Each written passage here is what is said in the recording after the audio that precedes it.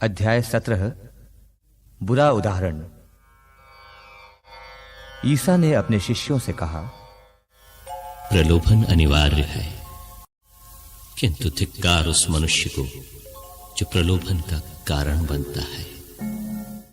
उन नन्हों में से एक के लिए भी पाप का कारण बनने की अपेक्षा उस मनुष्य के लिए अच्छा यही होता कि उसके गले में चक्की का पाट बांधा जाता और वो समुद्र में फेंक दिया जाता। इसलिए सावधान रहो। क्षमाशीलता। यदि तुम्हारा भाई कोई अपराध करता है तो उसे डांटो, और यदि वो पश्चाताप करता है तो उसे क्षमा कर दो। यदि वो दिन में 7 बार तुम्हारे विरुद्ध अपराध करता और 7 बार आकर कहता है कि मुझे खेद है, तो तुम उसे क्षमा करते जाओ। विश्वास।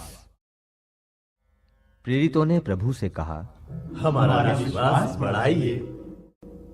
प्रभु ने उत्तर दिया, यदि तुम्हारा विश्वास राई के दाने के बराबर भी होता और तुम शहतूत के इस पेड़ से कहते उखड़कर समुद्र में लग जा, तो वो तुम्हारी बात मान लेता।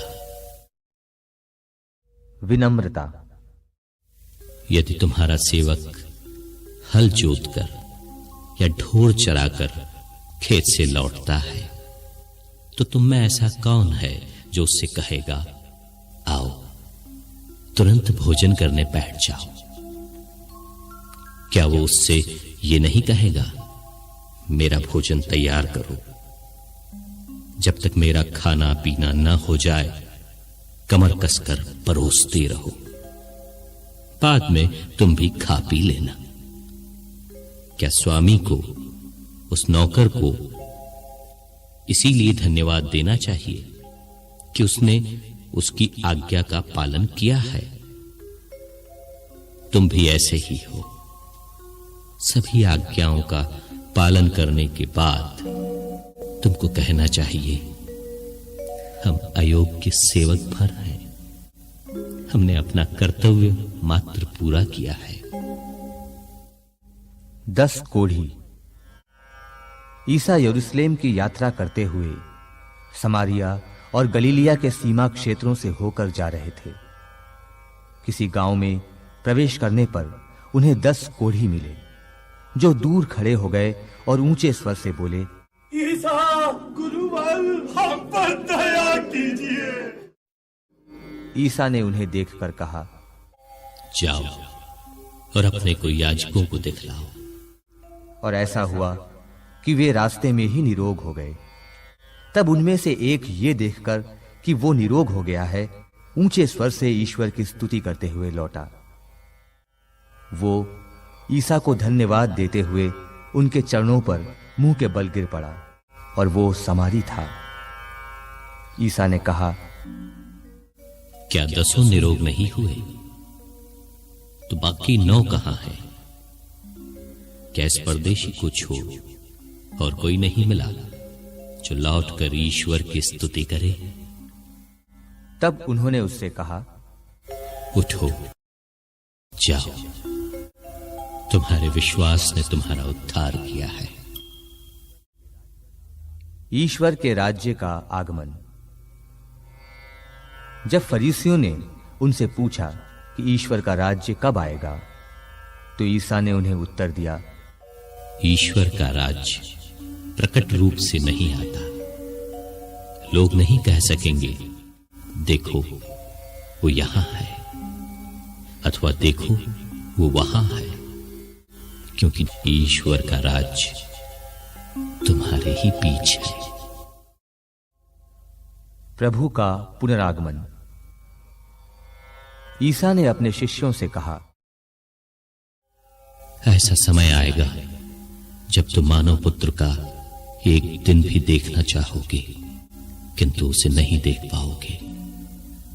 लोग तुमसे कहेंगे, देखो वो यहां है, अथवा देखो वो वहां है, तो तुम उधर नहीं जाओगे।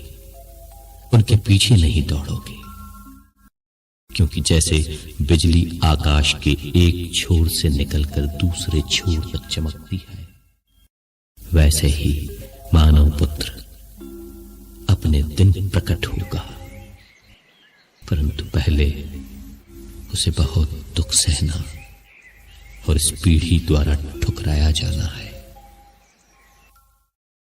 जो नूह के दिनों में हुआ था वही मानव पुत्र के दिनों में भी होगा। नूह के जहाज पर चढ़ने के दिन तक लोग खाते पीते और शादी ब्याह करते रहे। तब जल प्रलय आया और उसने सबको नष्ट कर दिया।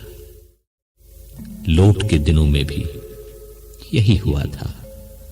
लोग खाते पीते लेन देन करते, पेड़ लगाते और घर बनाते रहे, परंतु जिस दिन लोट ने सोदोम छोड़ा, ईश्वर ने आकाश से आग और गंधक बरसाई और सब के सब नष्ट हो गए।